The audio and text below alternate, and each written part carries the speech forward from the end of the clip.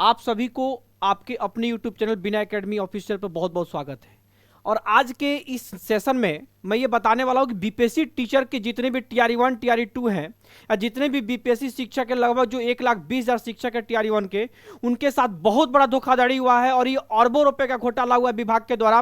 तो आज की इस सेशन में बस अंत तक बने रहिएगा, मैं ये सारी चीजें बता रहा हूँ और इसके लिए आपको आवाज उठाना होगा क्योंकि आपके हक का पैसा है, कहीं का ऐसा पैसा नहीं है कि कहीं से मुफ्त का पैसा नहीं है कि आप छोड़ देंगे, वो हक का पैसा, इसके लिए आवाज उठाना पड़ेगा। यहां तक आपकी नजर नहीं पहुंची होगी और ये देखिएगा, आप सोच रहे होंगे कि सर क्या धोखाधड़ी हुआ, ऐसा तो कुछ हुआ नहीं है, लेकिन आपका आवाज वहां तक नहीं पहुंचा, अगर आपका ध्यान वहां तक नहीं गया, मैं आपका ध्यान वहां तक पहुंचाना चाह रहा हूं। तो आज के इस सेशन में बताऊंगा कि पूरा वीडियो को देखे बिना स्किप नहीं करना है, क्योंकि अगर ही कर दिए तो समझिए कि आने वाले प्रत्येक शिक्षक का जब लगभग 6 लाख रुपए का जो नुकसान होने वाला, और 6 लाख रुपए जो है सरकार घोटाला कर रही है प्रत्येक बीपीएससी शिक्षक के साथ। देखिए, बीपीएससी के 1,20,000 शिक्षकों के साथ अरबों रुपए का धोखाधड़ी। आप सोच रहे हैं कि अभी तो सर आप बोल रहे हैं लगभग 6 लाख रुपए, तो 1,20,000 शिक्षक और प्रत्येक शिक्षक के साथ लगभग 6 लाख रुपए की धोखाधड़ी हुआ है। तो आप कैलकुलेट कर लें कैलकुलेटर में कि कितने अरब रुपए की धोखाधड़ी हुआ है। शिक्षा विभाग ने कैसे प्रति शिक्षक के साथ 6 लाख का किया धोखाधड़ी, जाने आपके एनपीएस अकाउंट में कितना है जमा, इस सारी चीजों पे चर्चा करने वाले हैं। और हमारी वीडियो अच्छी लगी तो चैनल को सब्सक्राइब कीजिएगा और फटाफट हमारी वीडियो को शेयर भी कीजिएगा। और ये शेयर कीजिए ना कीजिएगा, लेकिन इसके प्रति आवाज उठाइएगा और उस सभी 1,20,000 शिक्षकों तक इस वीडियो को पहुंचाइएगा, क्योंकि अगर अभी नहीं पहुंचे, अगर अभी आप आवाज नहीं उठाए तो बहुत देर हो जाएगी और आपका प्रति व्यक्ति जो 6 लाख से जो रुपया है वो कहीं ना कहीं विभाग आपके घपला कर लेगा, धोखाधड़ी कर लेगा। तो देखेंगे, सबसे पहले देखिएगा ये आपके एनपीएस अकाउंट में कितना रुपया जमा है, इस सारा उसी चीज का ये पीडीएफ है।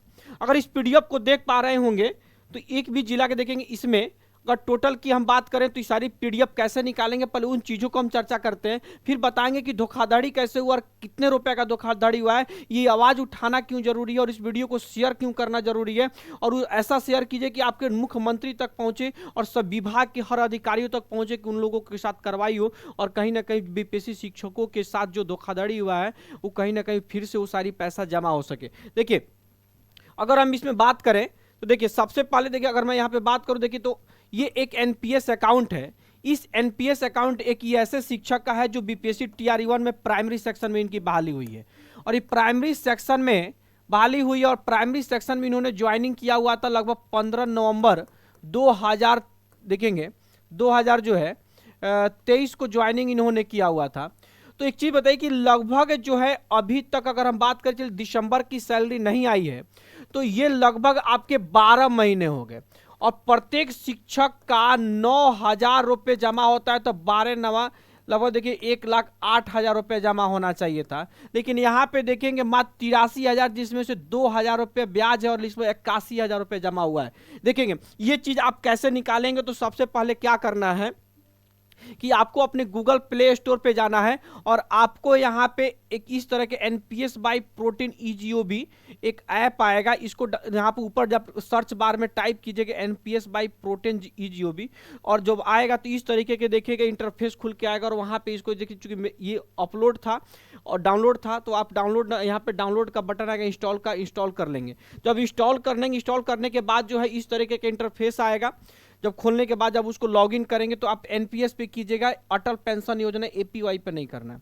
अब इसमें आप अपना प्रान नंबर दीजिएगा और यहाँ पे अपना पासवर्ड। हो सकता है कि आपने अकाउंट अगर नहीं बनाया है तो सीधे आप देखिए यहाँ पे रीसेट या फॉरगेट पासवर्ड कर लीजिएगा, ठीक है, रीसेट फॉरगेट, या फिर या sign up here to open NPS, तो एनपीएस इस पे नहीं करना है, रीसेट फॉरगेट पासवर्ड। जैसे रीसेट फॉरगेट पासवर्ड कीजिएगा तो आपको यहाँ पे जब बढ़िएगा आगे तो यहाँ पे आपका इंटर प्रान नंबर दबाने के लिए आएगा, फिर डेट ऑफ बर्थ पूछा जाएगा आपसे।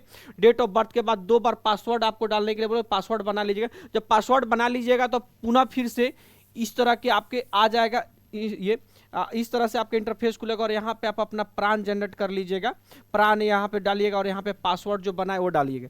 जैसे डालने के बाद यहाँ पे लॉगिन बटन पे क्लिक कीजिएगा तो ध्यान रखेंगे इस तरीके के आपका इंटरफेस खुल के आएगा। जब इस तरह से खुल गया तो आपको दिखाएगा कि आपके अकाउंट में कितना बैलेंस जमा है, कितना बैलेंस जमा है, तो इस तरीके का। उसके बाद भी आपको और भी सारी चीजें करना है, देखेंगे यहाँ कैसे करना है।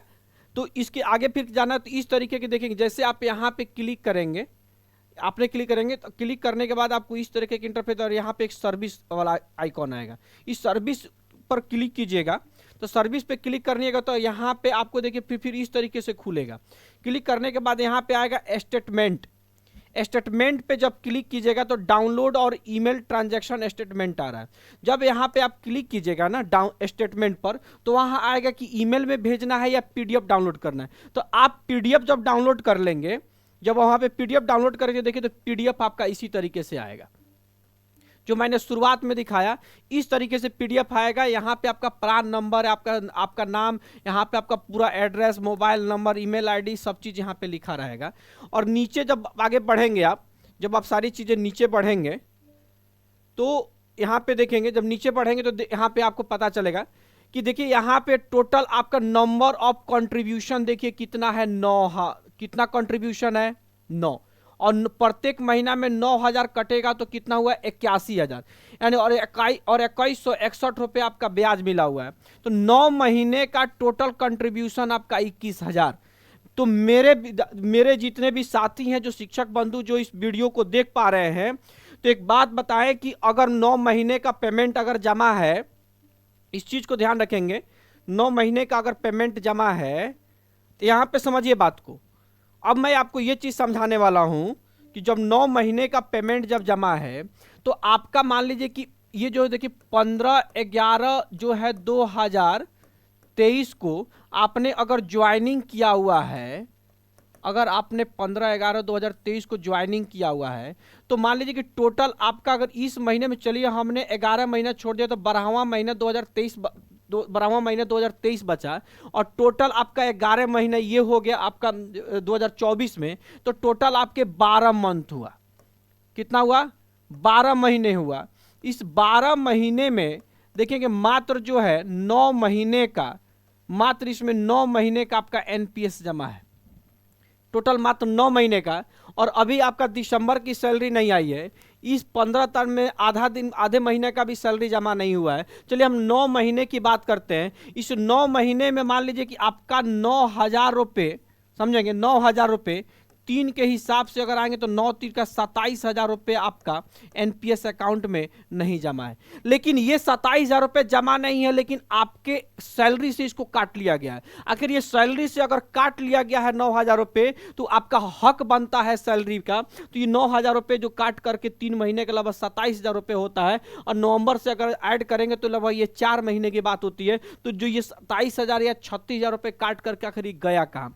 अगर ये 27 या 36,000 रुपये अगर ये आपके अकाउंट में जमा होता 4 महीने का, तो मान लीजिए किसी शिक्षक की अगर एज 30 साल है, अगर किसी शिक्षक की एज 30 साल है, और मान लीजिए कुछ 36,000 रुपये अगर अपने एनपीएस अकाउंट में अगर एक मुश्त जमा कर देता, और मान लीजिए कि अगर उसको 10% के हिसाब से भी इंटरेस्ट मिलता ना, तो टोटल जो है, टोटल आपके रिटायरमेंट यानी 60 साल की उम्र में 6,28,177 रुपये मिलता। यानी अभी आप 36,000 रुपये, मान लिया कि हमने 36,000 ना करके 27,000 रुपये भी लेते, तो 27,000 के हिसाब से भी अगर ये लगभग 4 लाख रुपये आता, 4 लाख रुपये के हिसाब आता, तो एक शिक्षक को रिटायरमेंट के समय लगभग 4 लाख रुपए मिलता है। और ये 27,000 रुपये नहीं जमा करने की वजह से, लेकिन आपके एनपीएस आपके अकाउंट से उस सैलरी को काट लिया गया है, आपके अकाउंट में वो पैसा जमा नहीं हुआ है, और नहीं आपको मिला है, और नहीं आपको सैलरी दिया गया। तो आप बताएं कि जो आपके 27,000 या 36,000 रुपये जब सैलरी से काटा गया, तो बताइए कि लगभग अगर ये 10% के हिसाब से भी आपका अगर एनपीएस अकाउंट में हम छोड़ देते, क्योंकि एक फाइनेंशियल कैलकुलेटर है कि अगर कोई व्यक्ति के 30 साल की उम्र है, कि शिक्षक की लगभग चूंकि 30 साल 32 साल की उम्र में ही सभी शिक्षक बने हुए हैं, तो लगभग आपका अगर 36,000 के हिसाब से अगर हम निकाले हैं 10% इंटरेस्ट रेट के हिसाब से भी, तो लगभग 6,28,000 है। हम मानते हैं कि चलिए 10% नहीं देता, 36,000 नहीं 27,000 ही है, तभी 4 लाख रुपए प्रति शिक्षक के साथ धोखाधड़ी हुआ है। 4 लाख रुपए प्रति शिक्षक के साथ धोखाधड़ी हुआ है। आखिर ये क्यों? बीपीएससी टीआरई 2 वालों को लोग का सबको टाइमली जमा हुआ है, ये टीआरई 1 वालों का जो है ये लगभग 27 से 36,000 रुपए ये सब लोग का कम जमा हुआ है, लेकिन आपके सैलरी से इसको काट लिया गया। अब चलिए अगला कैलकुलेशन समझते हैं कि लगभग बीपीएससी टीआरई 1 में 1,20,000 शिक्षकों की ज्वाइनिंग हुई थी। सबके अगर 36,000 के हिसाब से अगर हम कैलकुलेट करेंगे, 36,000 ना करके हम चलिए इसको 27,000 भी करते हैं, तो चलिए 12 नवा, तो लगभग ये समझिए, लगभग ये देखिए इकाई दहाई सैकड़ा हजार 10,000 लाख 10 लाख करोड़ 10 करोड़ और ये अरब, लगभग ये 4 अरब 32 करोड़ के आसपास जा रहा है। 4 करोड़ 32 लाख रुपए। अगर मान लीजिए 27,000 के हिसाब से भी जाएंगे तो लगभग इसमें घटा लीजिए, लगभग ये 3 करोड़ रुपए। ये 3 करोड़ रुपए जो है अभी के दौर में धोखाधड़ी हुआ। ये 3 करोड़ रुपए आखिर विभाग जो है कहाँ पचा गया और बीपीएससी शिक्षकों के साथ ऐसा क्यों धोखा हुआ, ये हर उस बीपीएससी वालों के पास, टीचर के पास ये वीडियो पहुंचाइए, क्योंकि अगर अभी तक नहीं पहुंचा और विभाग से आवाज़ नहीं उठाएंगे तो आपके एनपीएस अकाउंट में पैसा नहीं है। अगर नहीं एनपीएस अकाउंट में तो हमारा भैया सैलरी ऐड करके तुम 9,000 दे दो, कोई दिक्कत नहीं, हमारे एनपीएस में नहीं जमा। अगर आपका एनपीएस अगर बाय डिफॉल्ट नहीं लेता है, अगर नहीं लेता तो फिर आपने काटा क्यों, ये सवाल उठता है। ठीक है, अब देखिए, अगर मान लीजिए कि अगर यहाँ पे यही चीजें हम अगर हिसाब करते हैं कि अगर मान लीजिए कि 4 लाख रुपए के हिसाब से भी, अगर 4 लाख रुपए के हिसाब से भी 1,20,000 शिक्षकों का जोड़ा जाए, क्योंकि रिटायरमेंट के समय 1,20,000 शिक्षकों को 4-4 लाख रुपए मिलता है एक्स्ट्रा, तो देखेंगे ये 12 चौका कितना हो गया, 48। देखेंगे 12, देखिए ये 12 लाख हुआ, ये हो गया 12 चौका 48 लाख रुपए लगभग ये हो गया। देखेंगे ठीक है ना, 4 लाख ये हो गया और 12 चौका 48 कर लिए, लाख में मान लेते 1 2 3 4 5, और देखिए 1 2 3 4, अब इतना जीरो हो गया, एक कहीं दहाई सैकड़ा हजार 10,000 लाख 10 लाख करोड़ 10 करोड़ अरब 10 अरब, यानी लगभग 48 अरब रुपए की घोटाला की गई। ये 48 अरब रुपए जो है आपका लगभग बीपीएससी शिक्षकों के साथ, ये 48,000 अरब रुपए जो है ये आपके बीपीएससी शिक्षकों के अकाउंट में आता, रिटायरमेंट के टाइम आता है। आखिर विभाग ऐसा क्यों गलती करता है। इसी तरह सेम बीसी शिक्षकों के भी ईपीएफ अकाउंट का हाल देख लीजिए, किसी भी बीसी शिक्षकों की ईपीएफ अकाउंट में 14 महीने का पेमेंट जमा नहीं है, किसी के 15 महीने के अकाउंट में, किसी का 8 महीने का। लगभग हम देख रहे हैं कि 90% शिक्षकों के अकाउंट में कुछ ना कुछ महीने का पेमेंट बकाया है। आखिर हम लोग शिक्षक इस धोखाधड़ी के कब तक बलि चढ़ते रहेंगे, क्योंकि हम आवाज़ नहीं उठाते। तो मैं कोशिश करूंगा कि वीडियो आप हर उन तक पहुंचाएं, क्योंकि जब तक पहुंचेगी नहीं तब तक अधिकारियों के कान नहीं खड़े होंगे, और कान जब तक नहीं खड़े होंगे तब तक आपके अकाउंट में पैसा नहीं आएगा। हम लोग इस बात की आवाज़ नहीं उठे कि आप मेरे एनपीएस अकाउंट में जमा करो, भैया कोई बात नहीं, मुझे 9,000 काटे हो, मुझे 9-3-27,000 तो दे दो, क्योंकि आपने मेरे सैलरी से काटा, आखिर वो पैसा हुआ क्या। तो उस चीज़ों के प्रति आवाज़ उठाना है, और इतना आवाज़ उठाइए कि हर शिक्षकों के पास तक पहुंचे ये बात, क्योंकि अगर आज आवाज़ नहीं उठाएंगे तो एनपीएस अकाउंट में पैसा आपका जमा नहीं होगा। तो आप मेरे कमेंट बॉक्स में बताइएगा, कमेंट में करके कि कितने लोग आवाज़ उठा पा रहे हैं और क्या ये सही है कि नहीं है, और आपके अकाउंट में कितना बैलेंस है, क्या अगर दूसरे ज़िले के हैं तो आपके अकाउंट में पूरा पैसा आया कि नहीं आया, ये किसी एक ज़िला का प्रॉब्लम है। तो जिस जिस जिला के बच्चे देख रहे होंगे, जिस जिला के शिक्षक बंधु देख रहे होंगे, वो कमेंट बॉक्स में जरूर डालिएगा, और इस तरीके से अपना प्ले स्टेटमेंट डाउनलोड कर लीजिए और बताइए कि आपके अकाउंट में कितना जमा हुआ है। फिर हम लोग साथ मिल करके इस पर हम लोग कहीं ना कहीं इस पर सवाल उठाएंगे और हम लोग लड़ेंगे कि भैया हमारे अकाउंट में, क्योंकि ये 27,000 और 36,000 रुपए की बात नहीं है, ये हमारे 6 लाख रुपए की बात है, जो रिटायरमेंट के टाइम मिलेगा। और वहाँ पे क्यों भाई, जब हमने ज्वाइनिंग किया नवंबर में और आपने एनपीएस का प्रान नंबर जब दिसंबर में जनरेट हो गया, तो अप्रैल से आपने क्यों जमा करना शुरू किया। तो इस सारी सवालों का जवाब कौन देगा, इसके दोषी कौन है, इन सभी चीज़ों पे चर्चा करेंगे। फिर तब तक इंतजार करते हैं। आज की वीडियो के लिए जय हिंद।